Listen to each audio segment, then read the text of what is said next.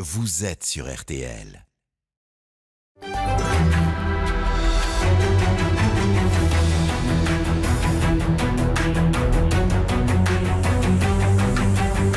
Le grand jury, RTL Le Figaro LCI. Invité aujourd'hui, Valérie Pécresse, présidente du Conseil régional d'Île-de-France. Le débat est dirigé par Benjamin Sportouche. Bonjour à tous, bienvenue dans le grand studio de RTL. Bonjour Valérie Pécresse. Bonjour. Merci d'être avec nous aujourd'hui. À mes côtés pour vous interroger, Guillaume Roquette du Figaro. Bonjour Guillaume. Et Adrien Jeanne de TF1 LCI. Bonjour Adrien. Cette émission est bien sûr en direct jusqu'à 13h. Vous pouvez interpeller notre invité, lui poser toutes vos questions. Hashtag le grand jury et elles seront relayées en fin d'émission. Alors Valérie Pécresse, dans quelques mois, en juin, sont prévues les élections régionales. Et sauf énorme surprise, vous serez candidate à votre propre succession. Encore faut-il que ces élections se tiennent, tant la situation sanitaire est imprévisible. Faut-il les organiser quoi qu'il arrive, quoi qu'il en coûte? On en parlera dans la deuxième partie de cette émission. Et puis dans à peine 15 mois, maintenant, ce sera la présidentielle. Et là, espérons-le, la pandémie sera derrière nous. Viendra alors notamment la question de la dette, notamment. Faut-il ou non la rembourser? Le débat fait déjà rage. Et si vous êtes candidate à l'Élysée, votre position d'aujourd'hui vous sera alors forcément rappelée. Pour l'instant, les sondages pronostiquent un duel identique à 2017. Mais rien n'est écrit, avez-vous affirmé récemment à vos soutiens dans un message. Est-ce à dire que vous pensez de plus en plus à 2022? Chacun se fera son idée à l'issue de cette émission. Mais dans les médias, et c'est la perspective d'un nouveau confinement qui inquiète, pour ne pas dire angoisse les Français. Première question, Adrien Jeanne. Oui, puisque le plateau que l'on connaissait depuis plusieurs semaines est progressivement en train de se transformer en plateau ascendant, voire en montée réelle, exponentielle même par endroits. Ce matin, le directeur général de la Santé, Jérôme Salomon, se veut tout de même optimiste et nous explique qu'on peut encore éviter le confinement national. Est-ce que vous y croyez? Est-ce que vous avez le sentiment que ce trou de souris existe bel et bien ou qu'on est simplement aujourd'hui en train de tenter de le retarder? Ce qui est certain, c'est qu'aujourd'hui, il y a 20 départements qui sont en grande tension, où on voit l'épidémie se répandre. On voit la reprise de l'épidémie et on sait qu'elle s'accélérera vraisemblablement avec la reprise des écoles. À partir de lundi. Voilà. Donc nous sommes dans une période qui va être une période tendue pendant les semaines qui viennent, où on voit qu'il y a finalement une course de vitesse entre les variants et la vaccination. Mais la vaccination, et ça c'est une source d'optimisme, est en train petit à petit de protéger les plus fragiles d'entre nous. On le voit dans les EHPAD, où aujourd'hui nous avons de moins en moins de clusters. Mais aujourd'hui, ça ne suffit pas. Donc est-ce qu'aujourd'hui, vous vous dites, cette hypothèse d'un confinement national, il faut toujours considérer que c'est une hypothèse valable? Est-ce que c'est un outil que vous souhaiteriez voir utilisé? Depuis le début, je dis qu'il faut tout faire pour éviter un nouveau reconfinement du type de celui que nous avons vécu au printemps dernier, un confinement dur avec la fermeture des écoles, la fermeture des commerces, la fermeture des entreprises. Donc oui, il faut tout faire pour éviter ce reconfinement. C'est pour cela que j'approuve la stratégie du gouvernement qui consiste à essayer de tout faire pour l'éviter. Maintenant, on le voit bien, il est vraisemblable que sur les 20 départements qui sont aujourd'hui les plus à risque, dont les 8 de l'Île-de-France, il va falloir prendre des mesures de restriction supplémentaires. Sur ces départements, justement, Guillaume Roquette. Oui, est-ce que c'est département par département qu'il faut agir et prendre des mesures complémentaires, ou est-ce que c'est toute l'Île-de-France? Parce que les gens bougent beaucoup d'un département à l'autre, surtout dans votre région.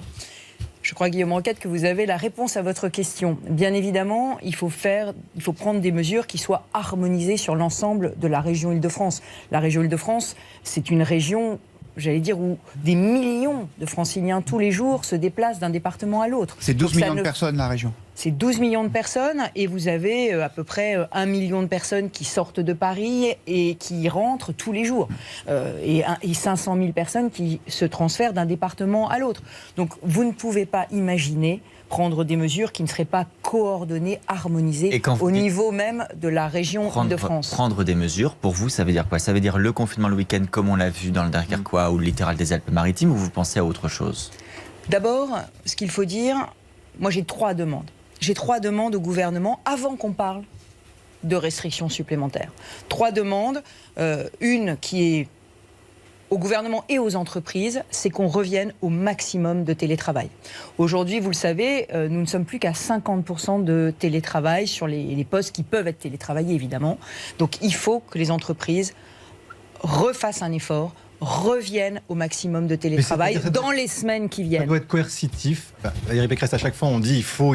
Est-ce que les entreprises doivent être sanctionnées dorénavant si elles ne le font pas, et plus lourdement? D'une manière générale, les entreprises ont tout intérêt, Benjamin Sportouche, à respecter cette demande, parce que le pire qui puisse leur arriver, c'est un confinement, c'est un arrêt des chantiers, un arrêt. Certaines ne le font pas, elles ne veulent pas anticiper le pire, et donc aujourd'hui, il faut que le gouvernement prenne des mesures et demande à ces entreprises de faire respecter au maximum le télétravail, parce que ce sera la mesure la plus efficace en semaine pour éviter la propagation du virus. C'est ma première demande. Ma deuxième demande, c'est qu'on change les critères de la vaccination. Aujourd'hui, vous le savez, les vaccins sont distribués proportionnellement au nombre des habitants. Je crois que dans ces 3 ou 4 semaines, qui sont des semaines cruciales pour éviter que l'épidémie ne reflambe à nouveau dans certaines régions, il faut augmenter le nombre de vaccinations en fonction de la population hospitalisée. Alors, et ça, c'est très important, et c'est réclamé notamment dans un certain nombre de départements qui sont les plus touchés par l'épidémie. C'est ma deuxième demande. Attendez, je voudrais faire la troisième, parce qu'on va rouvrir les écoles. On va rouvrir les écoles.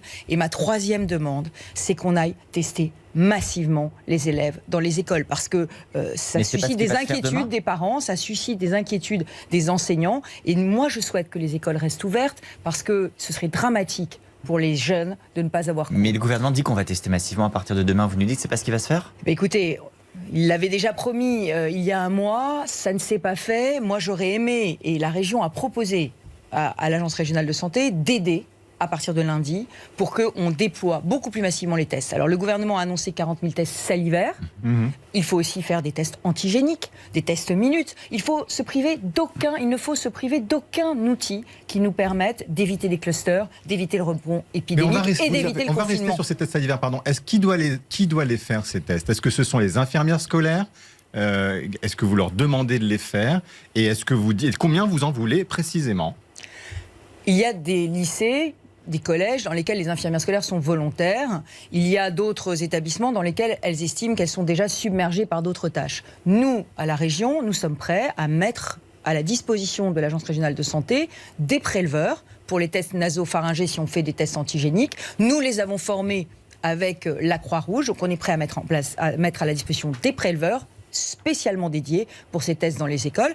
Et de la même façon, nous sommes prêts à mettre aussi à la disposition de l'Agence régionale de santé, je leur ai dit cette semaine, des agents de la région qui sont dans les lycées pour faire les tests salivaires. Il y a une commune de votre région et de votre département, Chambourcy, qui déjà va voir sa rentrée repoussée, précisément parce qu'on a détecté sur place des variants, donc pas de réouverture d'école demain. Est-ce que c'est l'horizon que vous voyez pour les prochains jours, les prochaines semaines? Les tests, ils vont nous permettre de faire ça, c'est-à-dire de dire, dans des villes entières, on ferme des écoles, on repousse la rentrée, on fait des sortes de mini-vacances pendant une semaine, 10 jours? Tout à fait. Si on veut éviter un reconfinement massif, il faut régionaliser les réponses, on l'a dit, mais il faut aussi les territorialiser, les localiser. Et ce qui s'est passé à Chambourcy, j'ai eu le maire de Chambourcy au téléphone, est exemplaire. Des cas de variants sud-africains sont détectés dans une école, d'ailleurs un variant qui se propage visiblement très vite, et on décide de protéger les enfants, de protéger la ville. J'ajoute même que si on voulait aller jusqu'au bout du processus, il faudrait aussi que les Camboriciens fassent très attention en allant au lycée à Saint-Germain-en-Laye pour ne pas amener le virus avec eux. Et confiner la ville, par exemple, ça pourrait... Vous disiez tout à l'heure qu'il faut prendre à l'échelle de la région, mais quand c'est qu'une seule commune qui est concernée par un variant... Non, mais là, le confinement de la ville ne se justifie pas. Ce qui se justifie, c'est qu'en revanche, les frères et sœurs et les parents des jeunes enfants qui étaient scolarisés dans l'école, eux, prennent les précautions et les mesures qui s'imposent.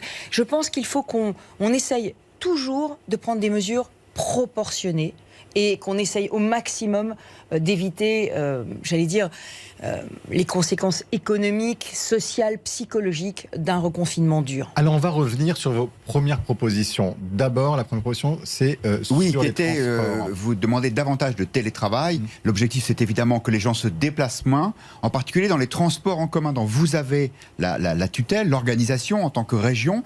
Est-ce qu'aujourd'hui, l'importance des gens qui se déplacent, passe dans les RER, dans les transports en commun d'Île-de-France, ça crée un risque objectif?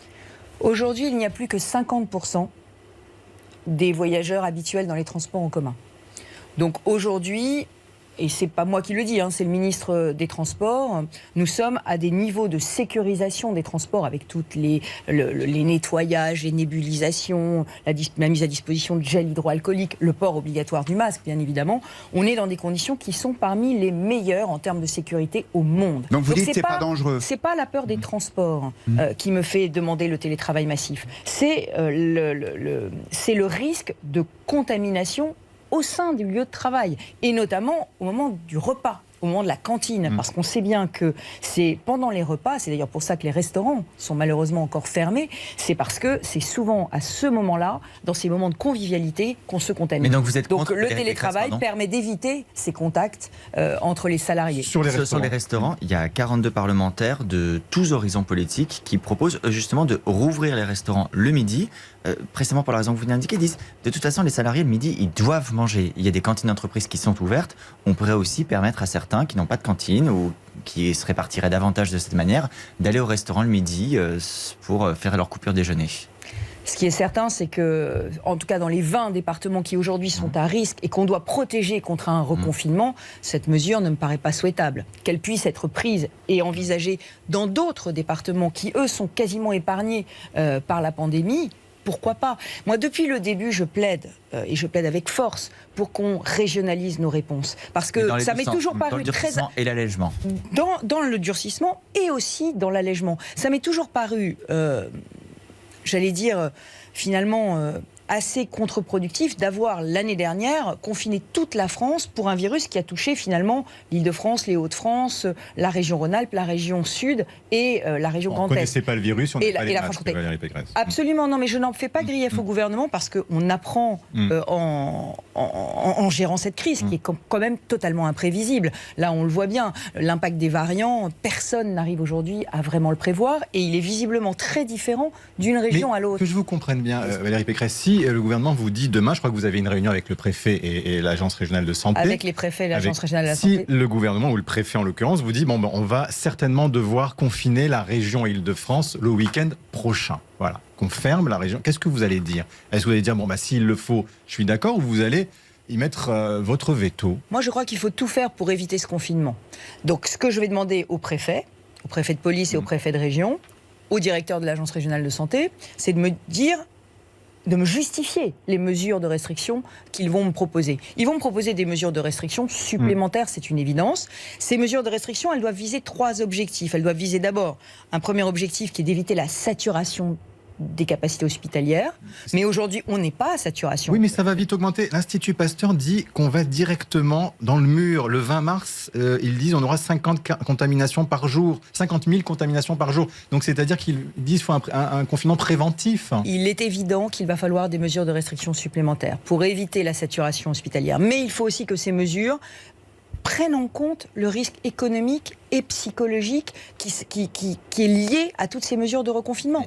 Donc, si le gouvernement me demande et me justifie des mesures de restriction dures, je ne m'y opposerai bien évidemment pas. Mais j'attends de lui des justifications. Dans les mesures intermédiaires, il y a Toulouse, par exemple, qui prend à partir d'aujourd'hui de nouvelles mesures. Il y a des lieux qui sont fermés, les berges. Est-ce que vous souhaiteriez qu'on fasse la même chose dans votre région, qu'à Paris, on ferme les quais de Seine, que dans d'autres parcs ou jardins d'Île-de-France, on ait des restrictions? C'est une réflexion qui est en cours aujourd'hui avec tous les préfets de département. On essaye d'identifier les lieux qui sont des lieux à risque, dans lesquels pourraient se produire des rassemblements qui pourraient conduire à la contamination. On essaye de faire vraiment du sur-mesure et on essaye d'aller le moins possible contre les libertés et aussi contre la vie économique de la région. C'est en réflexion, ça veut dire qu'il y aura des annonces en ce sens-là il y aura certainement des mesures de restriction qui seront annoncées, je vous l'ai dit, vous l'avez compris. Je rencontrerai les 2 préfets par Internet et le directeur de l'ARS demain. Ils me proposeront le directeur de l'Agence régionale de santé demain, ils me proposeront des mesures de restriction qui leur paraissent les plus adaptées au vu de la situation épidémiologique de la région. Et là encore, si elles sont justifiées, je n'y opposerai pas. Mais mes 3 demandes préalables On demeurent. va y revenir. Juste, avant, Paris était... Télétravail, vaccination et on tests. va y revenir. On va revenir notamment sur la vaccination. Mais sur Paris, vous avez vu qu'il y avait une proposition de l'adjoint, du premier adjoint à la maire de Paris, Anne Hidalgo, qui a fait polémique, c'est-à-dire confiner Paris 3 semaines. Est-ce que cette hypothèse vous paraît totalement farfelue ou est-ce que ça peut être sur la table ? Ce qui me paraît tout à fait invraisemblable, c'est d'imaginer qu'on puisse confiner Paris sans confiner l'ensemble de la région. Parce que la vérité, c'est que des millions de personnes, je l'ai dit, viennent travailler à Paris tous les jours, ou viennent y faire leurs courses, ou viennent s'y faire soigner. Donc on ne peut pas imaginer de mesures de restriction qui ne soient pas à l'échelle régionale. Ça, c'est la première chose. La deuxième chose, c'est qu'il ne faut pas faire de fausses promesses. Il suffisait de reconfiner tout le monde 3 semaines pour pouvoir reprendre une vie normale, je pense que le gouvernement le proposerait sans doute. Il y a beaucoup de gens qui proposent ça. Vous savez, c'est la stratégie dite du zéro Covid, en disant il faut un reconfinement en quelque sorte préventif, même si le danger n'est pas immédiat, notamment en termes d'occupation des lits de réanimation, parce que comme ça, on va bloquer la progression du virus et on pourra reprendre une vie normale après. Visiblement, le gouvernement ne croit pas à cette stratégie. S'il y croyait, il la proposerait. Et vous ? Moi, je n'ai pas de raison de mettre en doute les compétences épidémiologiques du gouvernement. Et je ne me prends pas pour ce que je ne suis pas. C'est-à-dire, je ne me prends pas pour un médecin. Vous disiez tout à l'heure, si les mesures sont justifiées, vous êtes prête à les accepter. Si on vous dit, par exemple, cette semaine, va falloir limiter, voire interdire les déplacements entre régions, est-ce que là aussi, vous seriez d'accord pour se dire que l'Île-de-France se retrouve d'une certaine manière coupée du reste du pays ? C'est une des mesures qui pourrait être prise et je la comprendrais. Parce que le problème que nous avons, c'est que s'il y a des mesures coercitives qui sont prises en Île-de-France, mettons par exemple un confinement le week-end, rien ne serait plus injuste que de voir des milliers de Franciliens partir à 5h du soir le vendredi dans leur maison de campagne et donc ne pas être victimes, ne pas être touchés par le confinement et en revanche venir répandre peut-être le virus dans d'autres régions. Donc il faudra qu'on fasse preuve d'un esprit de responsabilité parce que nous devons lutter tous ensemble contre le virus. Ce ne sera pas facile à accepter pour les Franciliens qui, pour beaucoup, en ont vraiment ras-le-bol. Absolument, absolument. Il y a une immense lassitude. C'est pour ça que je le dis, ça n'est que quelques semaines. On est en train de voir le bout du tunnel. Le bout du tunnel, c'est la vaccination qui progresse, la vaccination qui se répand maintenant chez les médecins généralistes. Et j'invite d'ailleurs tous les Français qui nous écoutent à faire confiance à cette vaccination et à aller, s'ils sont à risque, se faire vacciner chez leur généraliste. Parce qu'aujourd'hui, il y a des doutes sur ce vaccin AstraZeneca, mais ces doutes ne me paraissent pas justifiés au regard de ce que nous disent les autorités sanitaires. Si vous parlez de la vaccination et vous réclamiez davantage de doses, faut-il en prendre des doses de vaccins aux départements qui sont les moins concernés par la pandémie actuellement, par exemple dans l'ouest de la France? Faut-il faire ce transfert-là? C'est ce que demandait Stéphane Troussel, par exemple, le président du département de la Seine-Saint-Denis au micro de RTL vendredi matin. Moi, je ne prends pas des doses qui sont déjà arrivées dans un département. Ce que je dis, c'est que dans les futures affectations de vaccins, qui vont avoir lieu dans les semaines qui viennent, il faut donner une priorité. Enfin, ça me paraît être du bon sens. Il faut donner une priorité aux zones dans lesquelles le nombre d'hospitalisations est le plus élevé. Enfin, l'objectif de la vaccination, c'est quand même de sauver des vies. Donc, il faut sauver des vies. Et il faut les sauver en fléchant les vaccins, d'abord, là où la pandémie fait rage. Est-ce que la solidarité vaccinale doit, pour le coup, avec les autres pays européens, se faire ou pas? C'est-à-dire que la France va fournir, par exemple, 100 000 doses du vaccin anti-Covid Pfizer à la République tchèque d'ici la mi-mars. Est-ce que c'est une mesure que vous trouvez légitime? On voit certains Français s'en émouvoir. Je sais, on m'avait déjà fait le même reproche quand j'avais distribué des masques, notamment à nos Outre-mer, qui n'en disposaient pas. Et le président de la région Guadeloupe, le président de la région Martinique, de la collectivité territoriale de Martinique, avait souhaité avoir des masques. Et nous en avions en stock, donc nous leur avions fourni. Donc je crois qu'il y a aussi, dans cette pandémie, des mesures de solidarité qui doivent être prises à l'égard de nos compatriotes ultramarins, par exemple sur les masques, ou à l'égard de nos compatriotes européens, enfin de nos partenaires européens. Parce que quand on a besoin qu'ils accueillent dans leurs hôpitaux nos malades, eh bien ils le font aussi. Donc la solidarité, elle est à double sens. À certains moments, c'est nous qui sommes solidaires d'eux, à certains moments, c'est eux qui sont solidaires de nous. Vous dites Guillaume que Roquette. vous envisagez un confinement s'il est demandé par l'État de la région Île-de-France. Est-ce qu'il y a des mesures intermédiaires qui pourraient être prises avant d'en arriver là? Par exemple, davantage de contrôle dans les gares ou dans les aéroports d'Île-de-France? Alors je me suis peut-être mal fait comprendre, je souhaite qu'on fasse tout pour éviter ce reconfinement de l'Île-de-France. Mais je sais qu'il va y avoir des nouvelles mesures de restriction à prendre et vous avez tout à fait raison de dire que les contrôles aux aéroports et dans les gares d'Île-de-France doivent être renforcés. Nous sommes une région monde, nous sommes une région frontalière.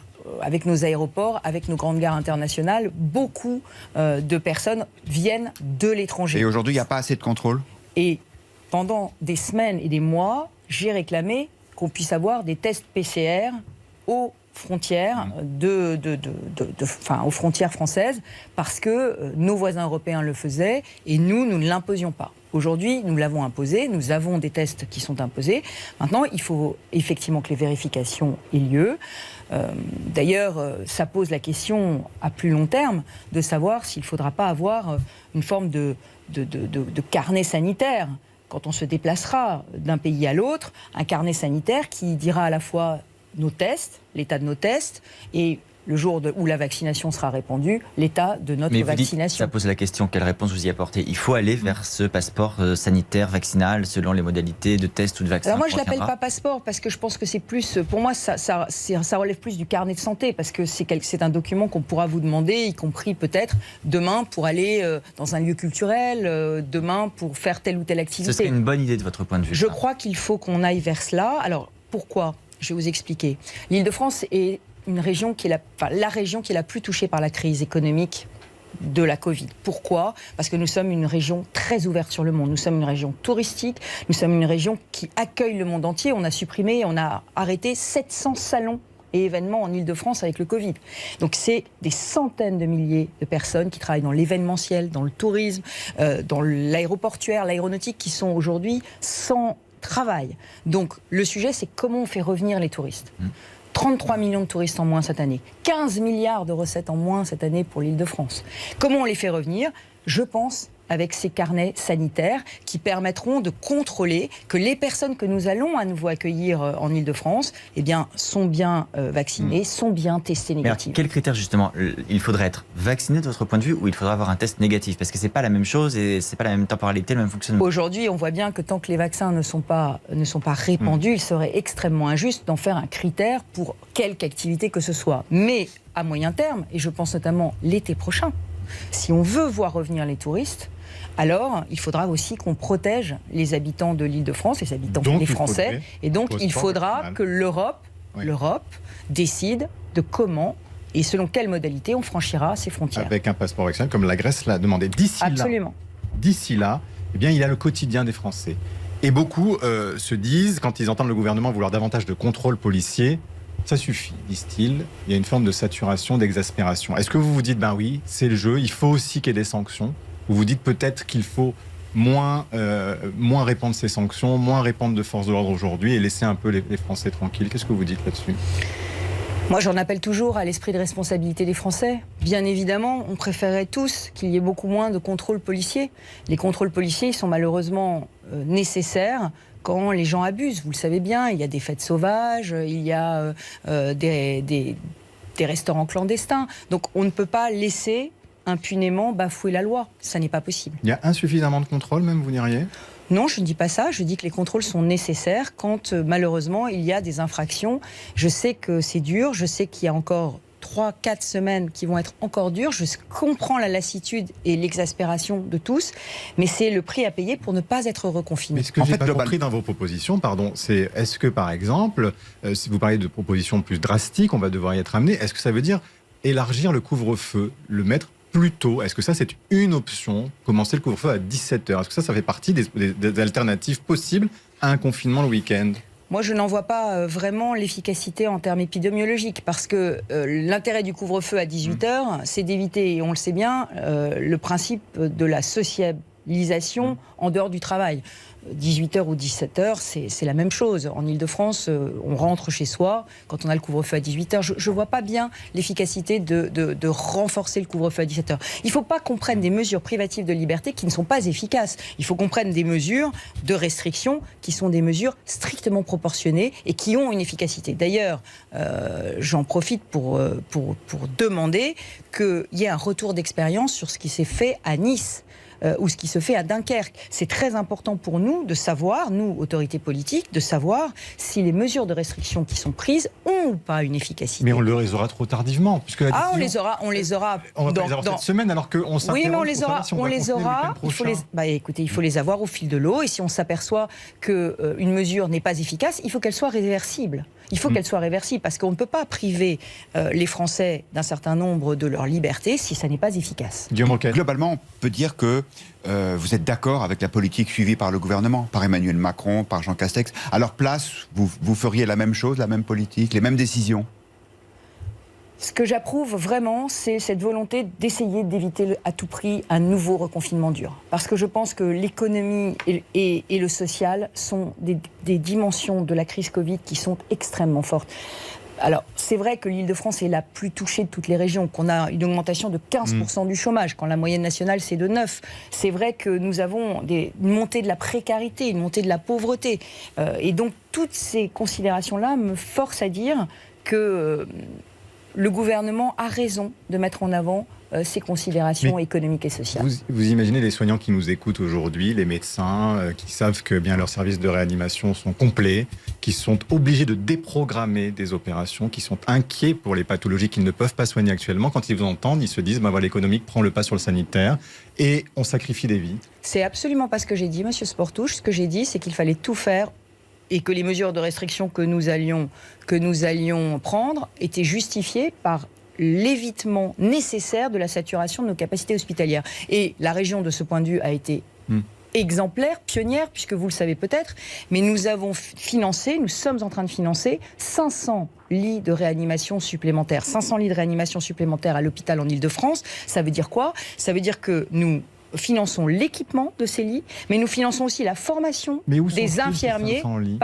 le financement des infirmiers pour permettre justement de détendre ces capacités de réanimation. Ces 500 lits ? Eh bien là, d'ores et déjà, 120 lits sont en train d'être installés dans 13 hôpitaux, hors assistance publique, hôpitaux de Paris, c'est-à-dire plutôt des hôpitaux de banlieue.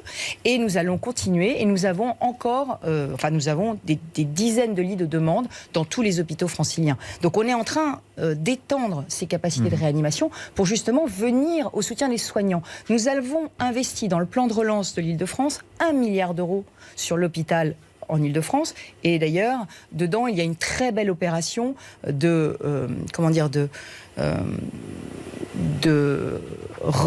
remodernisation, amélioration de tous les espaces de repos pour les soignants que nous menons avec la fondation d'Anne Roumanoff. Nous sommes en train de former 250 infirmières supplémentaires depuis septembre. Globalement, sur l'hôpital, vous êtes moins alarmiste que Martin Hirsch, le patron de l'assistance publique Hôpitaux de Paris? Non, j'entends toutes les alarmes de l'hôpital et je l'ai dit. Mais vous dites qu'il n'y a pas de saturation. J'ai dit il faut tout faire pour éviter la saturation. Aujourd'hui, on est face à une montée de la pandémie qui peut provoquer la saturation des capacités hospitalières et donc qui justifie les mesures de restriction. J'ai l'impression de répéter. Vous êtes un peu dans un en même temps. Il ne faut pas reconfiner et en même temps, j'entends la souffrance du personnel hospitalier. Et là, on se dit, c'est quoi la solution? Vous voyez ce que je veux dire? C'est une sorte d'en même temps ambigu. Non, c'est un certain nombre. C'est des mesures de restriction proportionnées qui permettent de maintenir l'épidémie à un niveau qui ne saturera pas l'hôpital public et qui ne mettra pas en danger des milliers de vies. Voilà. Bon, on se retrouve dans quelques minutes pour la suite de ce grand jury de Valérie Pécresse. On parlera notamment, bien sûr, d'islamo-gauchisme et de lutte des jeunes, de décès des jeunes dans des rixes entre bandes. À tout de suite. Il y a l'énergie que l'on aime dépenser sans compter et l'énergie que l'on aimerait bien économiser. Grâce à Elio, concrétiser votre projet de rénovation énergétique est un jeu d'enfant. Isolation, changement de chaudière, des travaux ou démarches administratives, Elio vous accompagne dans toutes les étapes de votre projet et vous avance même le montant des aides auxquelles vous avez droit. Pour en savoir plus, rendez-vous sur helio.com, HE2LIO, ou appelez le 3220 et dites Helio. Service gratuit plus prix d'un appel. Conditions d'éligibilité et de ressources sur helio.com. Bien, sortez une feuille et un stylo. Interro surprise de Géo. Placez sur cette carte de France les villes couvertes par la 5G de Free. Voilà, vous avez 10 heures. Nice, Toulouse, Marseille, Cannes, Besançon, Lyon, Antibes, Bayonne, Niort, Angoulême. La 5G Free, c'est le plus grand réseau mobile 5G de France en nombre de sites. Voir Observatoire 5G ARCEP du 16 décembre 2020 sur arcep.fr. 5G en cours de déploiement. Rendez-vous sur mobile.free.fr. Bonjour, c'est de nouveau le frère Yves Combeau. Si le Jour du Seigneur existe depuis 70 ans, c'est aussi grâce à votre soutien. Aidez-nous à continuer en faisant un leg. Cela veut dire que le jour où vous ne serez plus là, votre patrimoine peut aller au Jour du Seigneur. Il restera quelque chose au-delà de vous qui permettra à d'autres de garder un lien avec l'Église. Renseignez-vous sur le leg auprès de Marie-Laure, le Jour du Seigneur, 45 bis rue de la Glacière, 75 013 Paris. Lidl, meilleure chaîne de magasins de l'année dans la catégorie fruits et légumes. Allô patron, On est dans les choux, c'est ça? Ah bah dans le chou-fleur, oui. Je suis chez Lidl. Et dès demain, le chou-fleur est à 1,29€ la pièce. Non. Ah si patron, 1,29€ la pièce. Et origine France en plus, hein. Ah, le chou-fleur à ce prix-là, patron, on a du souci à se faire. Et ça te fait rire. Les soucis, c'est toi qui vas en avoir si tu continues. Ah bah oui, pas de souci, patron, j'arrête. Lidl, le vrai prix des bonnes choses. Et toute l'année, un choix de plus de 140 fruits et légumes chaque jour en supermarché. Catégorie 1, origine France. Plus d'informations sur Lidl.fr. RTL, il est 12h30. Nous retrouvons Benjamin Boucriche pour les informations. Bonjour Benjamin. Bonjour Isabelle, bonjour à tous. Valérie Pécresse demande aux entreprises franciliennes de développer le travail à distance. Il faut que les entreprises reviennent au maximum au télétravail. Ce qui me fait demander cela, c'est le risque de contamination lors des repas, pas dans les transports. Déclaration de la présidente de la région Île-de-France, invitée du grand jury RTL Le Figaro LCI. Les berges de la Garonne à Toulouse sont en partie fermées. Décision de la préfecture qui s'applique à partir d'aujourd'hui et jusqu'au lundi 8 mars, dans 10 jours.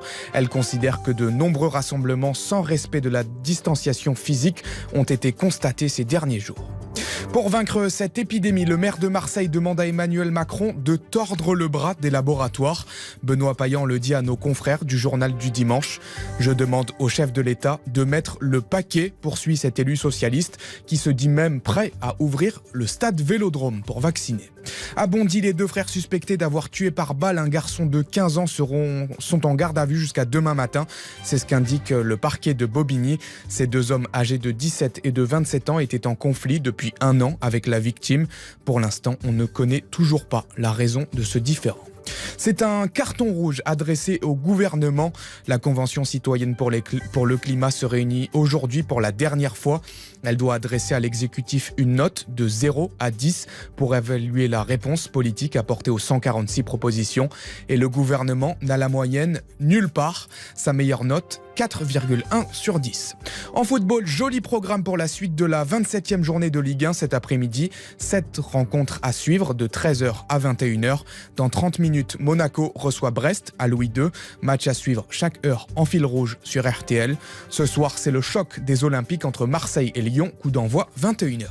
Le bateau d'Alexia Barrier vient de franchir la ligne d'arrivée du Vendée Globe. La skipper de 41 ans aura fait le tour du monde à la voile en solitaire et sans escale en 111 jours. Je retiens que rien n'est impossible. À force de volonté, de travailler, d'optimisme, on peut relever tous les défis, a souri cette skipper en posant le pied à terre au Sable d'Olonne. La météo, beau soleil mais température bien fraîche cet après-midi. Prévoyez 9 degrés à Cherbourg, 11 à Paris, 12 à Lyon, 15 à Bordeaux. Il fera jusqu'à 17 degrés à Nice. Les courses, départ à Vincennes, 15h15. Les pronostics de Dominique Cordier, le 15, le 6, le 13, le 9, le 14, le 3, le 8 et sa dernière minute, le 9. Vous écoutez RTL, il est midi et 33 minutes. Tout de suite, la suite du grand jury de Benjamin Sportouche. Bonjour, c'est Éric Brunet. Où va la France? Je vous retrouve tout à l'heure à partir de 13h pour Où va la France? 1 heure d'analyse approfondie sur les sujets qui bousculent notre vie, notre quotidien. Où va la France? C'est votre rendez-vous dominical pour prendre le temps de revenir sur l'actualité de la semaine. Accompagné de mes invités, nous démêlerons le vrai du faux pour y voir plus clair et surtout pour comprendre où va la France. Rendez-vous tout à l'heure à partir de 13h sur RTL. Où va la France?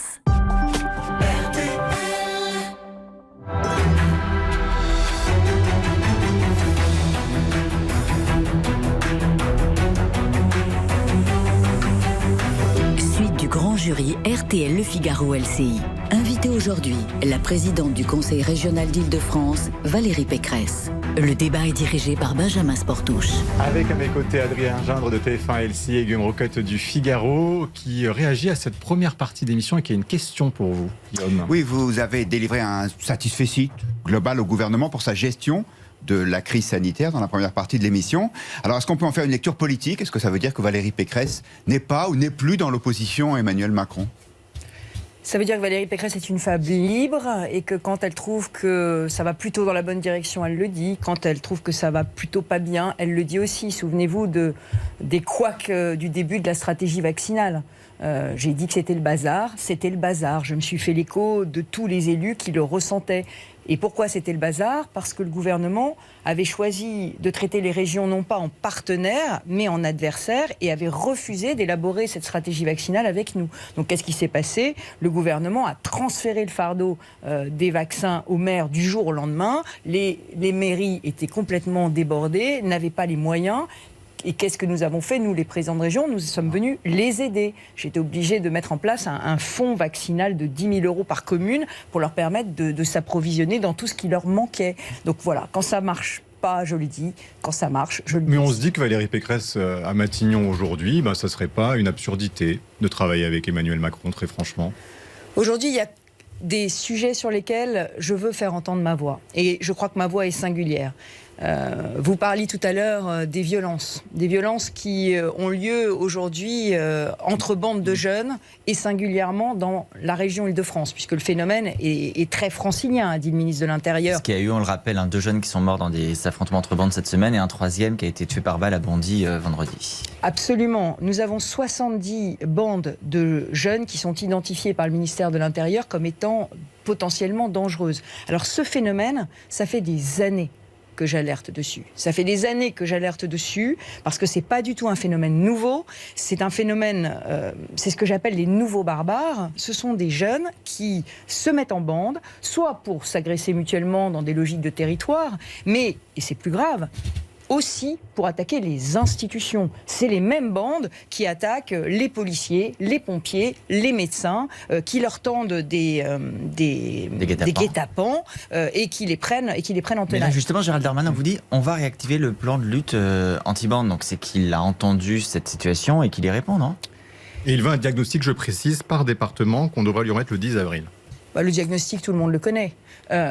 Pardon de le dire, mais la chaîne de sécurité dans notre pays doit être renforcée dans tous ses maillons. Nous, à la région Île-de-France, nous avons créé des brigades régionales de sécurité. Des brigades régionales de sécurité, c'est-à-dire des brigades de 5 personnes spécialement formées à la médiation en milieu scolaire, qui sont souvent des anciens policiers, des anciens gendarmes, des anciens policiers municipaux, et qui se déplacent dans les lycées pour ramener le calme. Est-ce que vous savez qu'ils ont fait 400 interventions depuis septembre ? 400 interventions des brigades régionales de sécurité dans les lycées. Donc ça veut dire quoi? Mais ça veut dire qu'il faudrait mettre des brigades de sécurité, vraisemblablement aujourd'hui, aussi dans les collèges d'Île-de-France. Donc le diagnostic, il existe. Il faut renforcer tous les maillons de la chaîne de sécurité. Ces maillons, c'est la police nationale, bien sûr, mais c'est aussi les polices municipales. Je plaide, là encore depuis des années, pour la généralisation, l'obligation d'avoir des polices municipales dans les villes de plus de 10 000 habitants. Armées. Et de préférence, alors ça dépend de la situation du territoire. L'Île-de-France est la région la plus criminogène de France. En Ile-de-France, si votre police municipale n'est pas armée, elle est beaucoup moins attractive. Vous avez du mal à recruter. L'autre jour, j'étais à Sevran, en Seine-Saint-Denis, au chevet d'un certain nombre d'habitants d'un nouveau quartier qui vient de sortir de terre et qui était pris à partie par les dealers qui voulaient investir le quartier. Et les parents, eh bien, à Sevran, le maire n'arrive pas à recruter des policiers municipaux parce qu'il refuse l'armement de ces policiers. Et tant qu'on ne les armera pas, comme à Aulnay, juste à côté, ils sont armés, à Villepinte, ils sont armés, eh bien évidemment, les policiers ne viennent pas parce que la situation est trop dangereuse. Donc, police municipale obligatoire. Le deuxième sujet, c'est la vidéoprotection qu'il faut généraliser. Il y a encore des villes qui refusent par idéologie la vidéoprotection. Et sans vidéoprotection, c'est très difficile vis-à-vis de ce phénomène de bande de les prévoir et de lutter contre. Et troisième sujet, la réponse pénale. Et là, la réponse pénale, elle est défaillante. Il y a une nouvelle loi qui va arriver au Parlement. Le gouvernement en attend beaucoup. Moi, j'espère qu'elle va... C'est la réforme du code pénal des mineurs que la droite n'a jamais mis en œuvre. Depuis des années, on en parle. Il y a une réforme du code pénal des mineurs pour donner une sanction plus rapide. C'est ce que tout le monde demandait. Ça va être le cas. Pardon. La droite a fait plusieurs réformes de l'ordonnance de 45. C'est nous qui avons créé les centres éducatifs fermés il y a un certain nombre d'années. Et je vous assure que les sanctions étaient plus vigoureuses du temps de la droite sur la délinquance des mineurs. Aujourd'hui, il n'y a pas un quatrième sujet, parce qu'il faut qu'on avance, mais un quatrième sujet qui tourne autour des parents. Est-ce que vous êtes de ceux qui disent qu'il faut supprimer certaines aides quand ils sont parents d'enfants délinquants ? Alors, sur la sanction pénale, il faut qu'elle soit beaucoup plus efficace et beaucoup plus rapide. C'est franchement l'urgence. Mais évidemment, il faut aussi responsabiliser les parents. Un maire d'Île-de-France, Carl Olive, le maire de Poissy, a proposé, lorsque les familles sont visiblement défaillantes, de supprimer les aides facultatives à ces familles. Les aides aux vacances, les aides culturelles pour leurs enfants. Aujourd'hui, il faut que les droits s'accompagnent de devoirs. Vous allez le faire ? Est-ce que les vous allez droits s'accompagnent de devoirs. Est-ce qu'il y a des aides régionales ? La région ne donne pas d'aide régionale aux familles. Donc vous allez demander la région ne donne pas d'aide facultative. La région ne donne que des aides à la cantine. Et bien évidemment, on ne supprimera jamais les aides à la cantine aux enfants, y compris aux frères et sœurs d'enfants délinquants. Pas question de supprimer les aides à la cantine. Mais quand il y a des aides facultatives, moi je comprends la politique de ce maire qui est de dire droits et devoirs doivent aller ensemble. Mais ça, évidemment, il faut le faire en prenant en compte aussi les situations de ces mères seules qui se retrouvent à élever leurs enfants et qui ne peuvent pas faire face. Vous les appelez, et l'expression est forte, les nouveaux barbares. Ces jeunes, c'est pas du tout l'état d'esprit de la justice des mineurs qui considère plutôt que ce sont des jeunes un peu paumés et que donc l'éducation doit être la priorité. Vous pensez qu'il faut complètement changer le regard qu'on a sur ces jeunes ? Pour moi, il faudrait séparer la justice des enfants, de l'aide sociale à l'enfance, de la justice des mineurs proprement dit. Ça n'est pas la même logique, même si ce sont parfois les mêmes jeunes dont on parle. Aujourd'hui, il faut vraiment redonner force à la loi. Il faut que des repères soient redonnés. Et il faut que les sanctions soient beaucoup plus rapides. On le sait, on met des mois avant de juger un mineur aujourd'hui. Et par ailleurs, on met ensuite des mois à exécuter la sanction. Les travaux d'intérêt généraux, qui ne sont pas pour des mineurs, qui sont pour des adultes, ou les mesures éducatives pour des mineurs, mettent des mois avant d'être exécutés. Or, des mois, quand vous avez 14, 15, 16 ans, mais c'est toute une vie. Donc, on doit avoir des réponses beaucoup plus rapides. Il faut se mettre dans cette logique-là. Et il faut aussi que les collectivités locales puissent être mises à contribution et être partenaires de l'exécution de ces sanctions. Autre question, c'est puisque vous parlez des jeunes, c'est sur l'aide aux jeunes. On parle beaucoup actuellement du RSA Jeunes. À Lyon, la métropole écologiste veut expérimenter un RSA pour les jeunes d'un montant de 300 à 400 €. Elle serait destinée aux 18-25 ans en grande précarité. Est-ce que vous êtes prête, vous, à mettre la même chose en place ? Est-ce que vous le souhaitez ? Il faut absolument s'occuper de ces jeunes de 18 à 25 ans qui ne sont ni en formation ni en emploi. On a un taux de chômage des jeunes qui est de plus de 20% aujourd'hui en France. Donc oui, il faut s'en occuper et avoir des mesures efficaces. Moi, je suis totalement contre enfermer des jeunes de 18 à 25 ans dans l'assistanat. Je suis pour leur ouvrir la porte d'un travail, d'un emploi. Il n'y a pas de travail en ce moment. Mais bien sûr que si, il y en a. Non, et le paradoxe de cette crise... Il ne faut pas un RSA jeune temporaire. Monsieur Sportouche, le paradoxe de cette crise, c'est qu'il y a à la fois des secteurs économiques qui sont à terre et des secteurs économiques qui recrutent massivement et qui sont en pénurie d'emploi. Donc ce que nous allons faire en Île-de-France, c'est nous allons créer non pas le RSA jeune, mais le RJA, le revenu jeune actif, selon un principe: un jeune, une formation, un emploi. J'ai 6 secteurs aujourd'hui en Ile-de-France qui recrutent massivement. Le numérique, la sécurité, l'agroalimentaire, l'industrie, la santé et le social, le bâtiment et la construction. Et si on n'a aucune de ces 6 formations et qu'on n'a pas d'emploi... C'est pas 6 formations, c'est des dizaines de formations aux centaines de métiers de ces 6 secteurs. Qu'est-ce que vous faites pour eux? Eh bien, je leur demande... Attendez, là, on n'est pas en train de parler d'étudiants, on est en train de parler de jeunes qui ne sont ni en formation, ni en emploi. Des jeunes qui, aujourd'hui, n'ont rien. Ce que je leur propose, c'est un revenu de 4 000 euros. Un revenu de 4 000 euros pour 6 mois de formation dans des métiers qui recrutent. Ça veut dire quoi? Ça veut dire que le jeune qui s'engagera dans ces formations, non seulement il sera rémunéré, mais en plus il est sûr à la sortie, s'il a bien suivi son cursus et s'il fait la formation jusqu'au bout, de trouver un emploi. Ça, c'est une vraie réponse. Alors, nous allons ouvrir avec une jeune une solution. Pardon, nous allons ouvrir 45 000 formations vers ces métiers à l'emploi avec des embauches à la clé. Pourquoi on le fait, nous les régions? C'est parce qu'on est en prise totale, en proximité avec les entreprises et leurs besoins. Et ce sont ces mêmes jeunes qui auront des aides pour le permis de conduire, parce que vous avez fait cette annonce il y a quelques semaines. Alors, deuxième sujet, nous avons un frein très fort aujourd'hui à l'employabilité des jeunes en Ile-de-France, qui est le coût du permis de conduire. Le permis de conduire, non seulement c'est trop difficile, ça fait là aussi des années que je demande qu'on simplifie le passage du code, par exemple, qui est vraiment très difficile. L'examen qui est très difficile, moi je trouve qu'il est trop difficile. Je suis sûre que si vous repassiez votre code, aucun d'entre vous ne l'aurait, mais vous conduisez quand même. Donc ça veut dire qu'il faudrait, me semble-t-il, avec les associations de sécurité routière, qu'on fasse un travail pour essayer de rendre le code plus accessible, parce que c'est très humiliant de rater son code. Mais au-delà du code, je pense qu'il y a un coût global du permis qui est trop élevé, et donc nous allons, à partir de cette semaine, mettre en place la gratuité totale du permis de conduire pour les jeunes qui sont en insertion, en école de la deuxième chance, pour les jeunes qui sont en quartier politique de la ville, en territoires ruraux. Ça concerne combien de jeunes, Valérie Pécresse? Ça concerne potentiellement 60 000 jeunes en Ile-de-France qui sont aujourd'hui, là encore, sans emploi, sans formation, qui sont dans des territoires dans lesquels on a besoin d'avoir le permis de conduire pour pouvoir aller travailler. Et le RJA, ça sera à partir de quand et ça concerne? Alors, le RJA, le revenu jeunes actifs, ça devrait concerner, d'ici la fin de l'année, potentiellement 100 000 jeunes en Ile-de-France, mais dès cette semaine, 45 000 formations sont ouvertes, dont 10 000 en e-learning, qui permettent de le faire, y compris à distance. Je pense toujours aux jeunes qui sont dans les territoires ruraux ou dans les quartiers de politique de la ville, qui sont aujourd'hui isolés et qui n'ont pas forcément la formation près de chez eux. Et concrètement, si on est intéressé par cette offre, comment est-ce qu'on fait? On va sur le site de la région Ile-de-France. Bon, d'ailleurs, écoutez, on essaiera ça, ou c'est à partir de demain. Guillaume est candidat. À partir de demain. Alors, sur le permis de conduire, on a en fait fait une expérimentation. Sur le permis de conduire, on a fait une expérimentation depuis décembre dans le Val d'Oise, qui est un département dans lequel, vous le savez, peut-être, on a peu de transports en commun. Et donc, c'était vraiment demandé par les jeunes du Val d'Oise. Et c'est avec eux qu'on a co-construit ce programme. Valérie Pécresse, il y a un sujet qui concerne notamment les jeunes, c'est le cannabis. Il y a actuellement une consultation publique sur l'usage du cannabis à l'Assemblée nationale. Écoutez cette question en plus de Tess Nedam. Le grand jury, la question en plus. Bonjour, ici Tess Nedam, responsable média Normal France, une association qui lutte pour la réforme des lois sur le cannabis.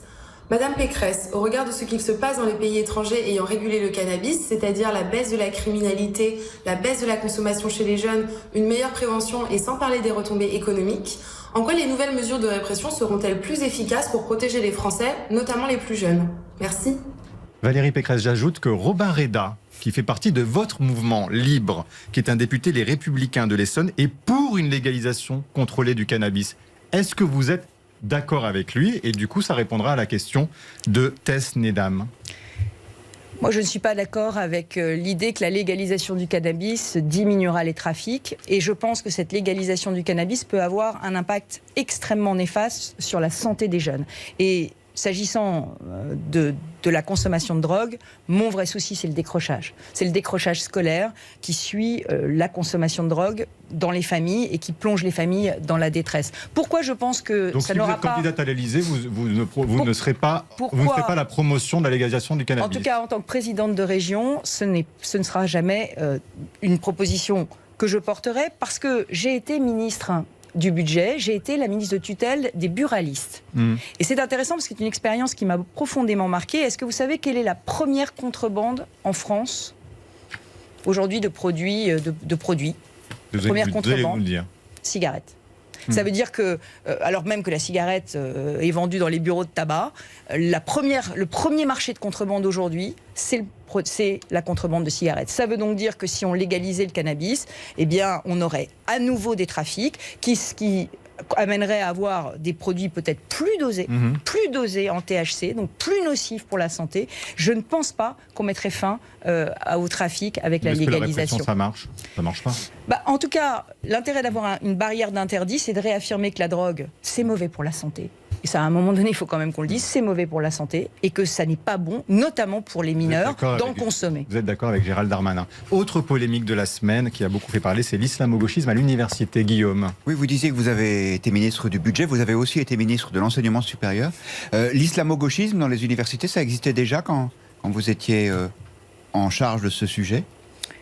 Alors, ce qui existait quand j'étais ministre de l'Enseignement supérieur, c'était plutôt une importation du conflit israélo-palestinien au sein des débats universitaires.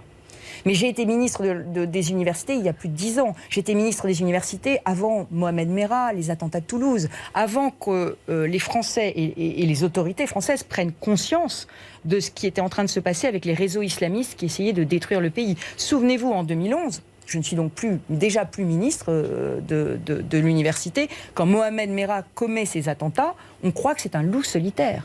Ça veut dire qu'on n'a pas encore pris conscience de ce que les islamistes radicaux sont en train de mettre en place des réseaux pour détruire nos institutions et pour mener le djihad sur le territoire. Pour en revenir à l'université, comment on fait pour lutter concrètement contre l'islamo-gauchisme ? Alors aujourd'hui, l'islamo-gauchisme existe à l'université. C'est quoi l'islamo-gauchisme ? Parce qu'il faut expliquer de quoi on parle. C'est une pensée politique. Ce n'est pas un courant de recherche, c'est une pensée politique qui tente à minorer, voire même à nier la menace islamiste sur notre société, nos institutions, notre pays. Voilà. Et ça, ce qui est très grave, c'est que lorsque l'islamo-gauchiste est puissant, ce n'est pas le cas dans toutes les universités, mais c'est le cas dans certaines facs, eh bien, il conduit à faire annuler des colloques, à faire annuler des cours, à renoncer à financer des recherches. Bernard Rougier et Hugo Micheron, qui ont travaillé, et dont les travaux aujourd'hui font référence sur le djihadisme en France, sur les quartiers conquis par l'islamisme, ont financé la recherche grâce à des aides de la région Île-de-France.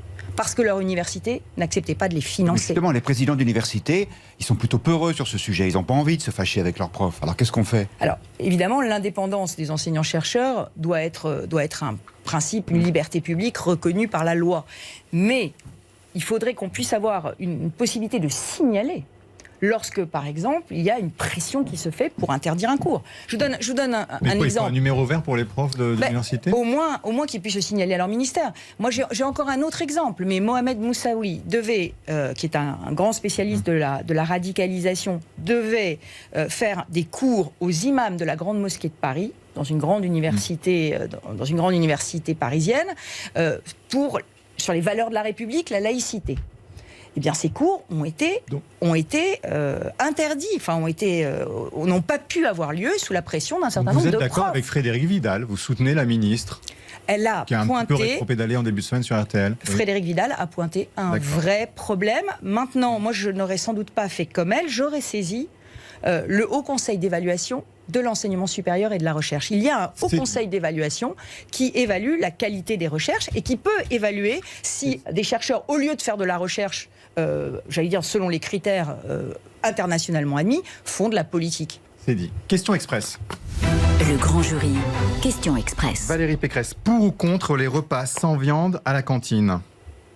Moi, je ne mettrai pas de la... C'est pour ou contre Non, mais je ne mettrai pas de la politique dans les assiettes. Pardon, monsieur Sporty, je ne mettrai pas. Mais, non, mais attendez, excusez-moi, je peux répondre en plus d'une demi-seconde. Mais nous avons dans les cantines d'Île-de-France de la diversité alimentaire, y compris pour ceux qui veulent des protéines végétales et pas animales. Pour ou contre une réforme des retraites d'ici 2022 ?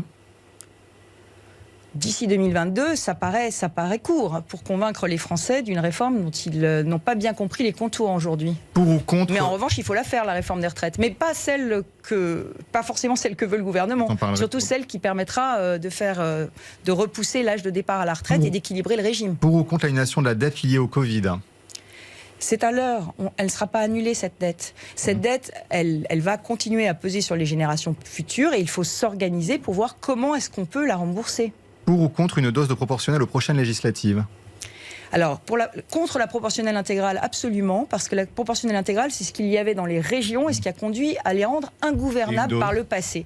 Une dose, absolument, pourquoi pas, mais je pense pas qu'on arrive à faire une dose de proportionnelle d'ici 2022, parce qu'il faudrait redécouper les circonscriptions. Pour ou contre le vote par correspondance aux prochaines régionales?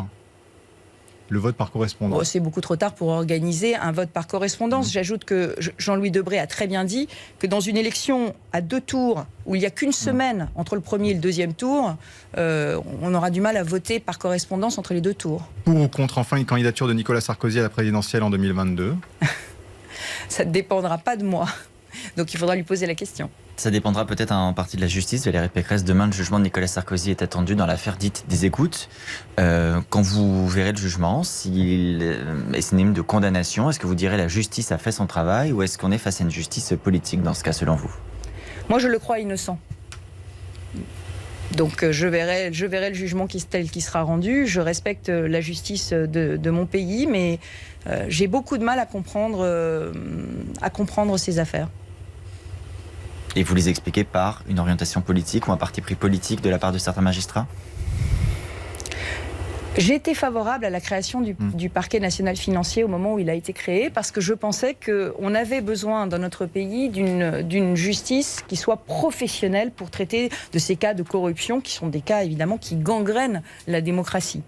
Aujourd'hui, je me demande si cet entre-soi du parquet national financier n'est pas en train de créer finalement un enfermement qui se traduit par une forme d'acharnement judiciaire. Faudrait le dissoudre ? En tout cas, il faudra évaluer vraiment son action et regarder cela de manière très attentive. Mais c'est une vraie question. C'est une vraie question, l'élection du PNF. Ça, c'est dit. On est à 10 jours de la journée des femmes, Valérie Pécresse. Un sondage du JDD de ce matin montre que pour les Français, il y a toujours une forte inégalité entre les genres, notamment au travail. Est-ce qu'en politique, ça a changé? Est-ce qu'une femme pourrait être présidente aujourd'hui en 2022? En tout cas, je pense que les Français, eux, n'y verraient pas d'objection. Parce qu'ils ont déjà dit à de nombreuses reprises, et ils l'ont prouvé en élisant des femmes dans un certain nombre de postes à responsabilité, qu'ils faisaient confiance aux femmes pour diriger des grandes collectivités. Est-ce que ça pourrait être vous ? Aujourd'hui, le sujet pour moi est vraiment d'être dans l'action. Je ne suis pas venue parler d'élection. Je ne suis pas venue parler d'élection parce que... tout le monde dit vous voulez participer au débat, je veux participer au débat. Est-ce que vous voulez participer au débat pour 2022, c'est ça, à ce stade? Je suis une femme libre, je suis la présidente de la première région d'Europe et bien évidemment, je ferai entendre ma voix dans les futures élections et je dirai ce que je pense de l'état du pays parce que la démocratie aujourd'hui française, elle est menacée. Elle est menacée d'un côté par les tenants de la désobéissance civile et de la chienlit, elle est menacée aussi par les extrêmes qui veulent une démocratie et veulent nous priver de nos libertés. Et puis, elle est menacée aussi par l'islamisme radical. C'est déjà une ébauche d'un programme. Question nette. Le grand jury. Question nette. Bonjour Marie-Pierre Haddad. Bonjour à tous. Bonjour Valérie Pécresse. Vous avez déclaré en début d'émission qu'il faut changer les critères de vaccination. Et donc, les internautes veulent savoir si vous êtes favorable à la vaccination dès à présent des étudiants.